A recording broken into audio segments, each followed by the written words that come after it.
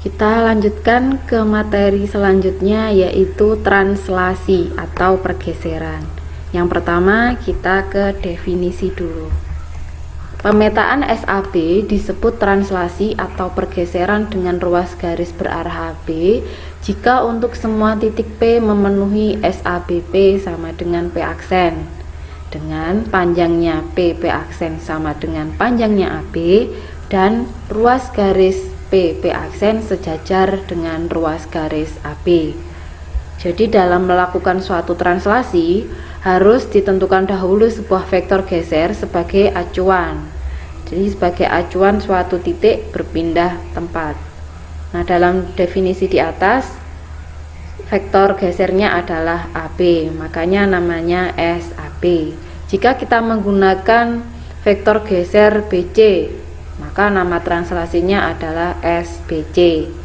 Misal kita menggunakan vektor gesernya PQ, maka nama translasinya SPQ. Jadi indeks AB, BC, PQ menunjukkan vektor geser yang digunakan dalam translasi tersebut. Oke, supaya lebih jelas kita gambar dulu di GeoGebra. Ada dua vektor di sini, yaitu vektor AB dan CD. Nah, kita akan coba ya. Ada titik P di sini. Kita akan translasi P terhadap AB. Berarti artinya titik P akan dipindah tempat atau digeser sesuai dengan pergesernya vektor AB.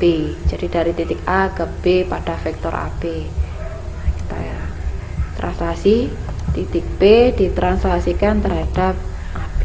Nah, terlihat bahwa ruas garis P ke P aksen kalau kita hubungkan, maka ruas garisnya adalah sejajar ya.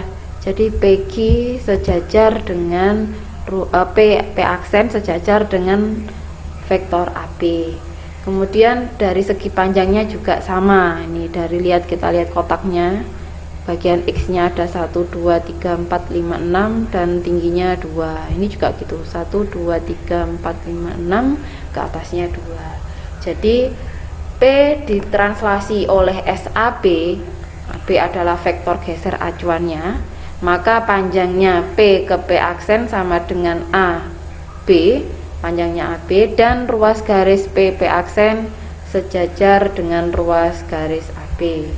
Nah, sekarang kita coba kalau ada titik P ini kita translasi dengan vektornya CD.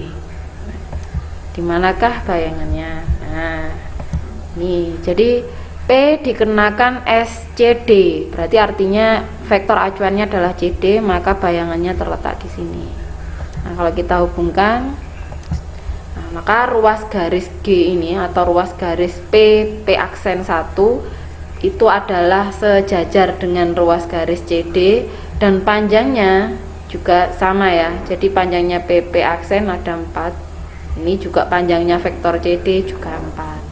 Nah, seperti itu. Jadi suatu translasi, hal yang terpenting adalah kita harus tahu vektor gesernya sebagai acuan perpindahan suatu titiknya. Oke, demikian definisi dari pemetaan translasi. Kita lanjutkan ke materi selanjutnya, yaitu translasi atau pergeseran. Yang pertama kita ke definisi dulu. Pemetaan SAB disebut translasi atau pergeseran dengan ruas garis berarah AB jika untuk semua titik P memenuhi SABP sama dengan P aksen, dengan panjangnya P aksen sama dengan panjangnya AB, dan ruas garis P aksen sejajar dengan ruas garis AB. Jadi dalam melakukan suatu translasi harus ditentukan dahulu sebuah vektor geser sebagai acuan. Jadi sebagai acuan suatu titik berpindah tempat.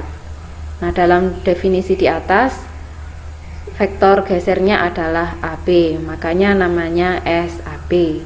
Jika kita menggunakan vektor geser BC, maka nama translasinya adalah SBC. Misal kita menggunakan vektor gesernya PQ, maka nama translasinya SPQ. Jadi indeks AB, BC, PQ menunjukkan vektor geser yang digunakan dalam translasi tersebut. Oke, supaya lebih jelas kita gambar dulu di GeoGebra. Ada dua vektor di sini, yaitu vektor AB dan CD. Nah, kita akan coba ya. Ada titik P di sini.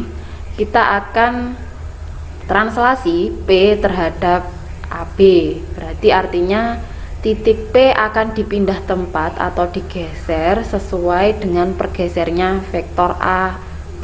Jadi dari titik A ke B pada vektor AB. Kita ya, translasi titik P ditranslasikan terhadap AB. Nah, terlihat bahwa ruas garis P ke P aksen kalau kita hubungkan, maka ruas garisnya adalah sejajar ya.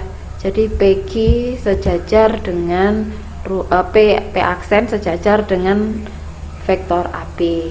Kemudian dari segi panjangnya juga sama. Ini dari kita lihat kotaknya. Bagian X-nya ada 1, 2, 3, 4, 5, 6 dan tingginya 2. Ini juga gitu. 1, 2, 3, 4, 5, 6, ke atasnya 2. Jadi P ditranslasi oleh SAB. AB adalah vektor geser acuannya. Maka panjangnya P ke P aksen sama dengan AB, panjangnya AB, dan ruas garis P aksen sejajar dengan ruas garis AB. Nah, sekarang kita coba kalau ada titik P ini kita translasi dengan vektornya CD. Dimanakah bayangannya? Nah, nih, jadi P dikenakan SCD, berarti artinya vektor acuannya adalah CD, maka bayangannya terletak di sini. Nah, kalau kita hubungkan, maka ruas garis G ini atau ruas garis P aksen 1 itu adalah sejajar dengan ruas garis CD dan panjangnya juga sama ya. Jadi panjangnya P aksen ada 4. Ini juga panjangnya vektor CD juga 4. Nah, seperti itu. Jadi suatu translasi, hal yang terpenting adalah kita harus tahu vektor gesernya sebagai acuan perpindahan suatu titiknya. Oke, demikian definisi dari pemetaan translasi.